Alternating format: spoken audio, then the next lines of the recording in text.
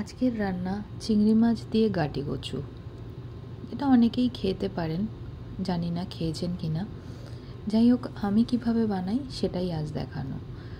কড়াটা গরম হলে তাতে সর্ষের তেল দেবেন। সাদা তেলে এই রান্নাটা ততটা ভালো হয় না। সর্ষের তেল দিয়ে সর্ষের তেল থেকে গরম হয়ে যাবে সর্ষের তেলটা, তারপর তাতে দিয়ে দেবেন নুন হলুদ মাখানো ছোট চিংড়ি, যেটাকে আমরা অনেকে কুচো চিংড়ি বলি, যেগুলো লাউ চিংড়িতে দেয়, শটকালে চিংড়ি বলি। তো সেই ছোট চিংড়ি, এটা বাগদা চিংড়ি নয়। এবার ওই তেলেই, চিংড়ি মাছ ভাজার তেলেই আপনি ফোড়ন দেবেন গোটা সাদা জিরে, তারপর তাতে কেটে রাখা গাটি কচুগুলো ভালো করে ধুয়ে নুন হলুদ তাতে দেবেন, দিয়ে এবার ওটা ভাজা হতে দেবেন একটু হালকা। এবার ওতে আমি দিয়ে দিলাম ভাজা জিরের গুঁড়ো। শুকনো খোলায় জিরেটাকে ভেজে সেটা গুঁড়ো করে নিয়ে সেটা দেবেন। কাঁচা জিরের গুঁড়ো এটাই দেবেন না। দিয়ে এবার ওতে জল দিয়ে ঢেকে ওটা কষে গেলে তারপর জল দেবেন।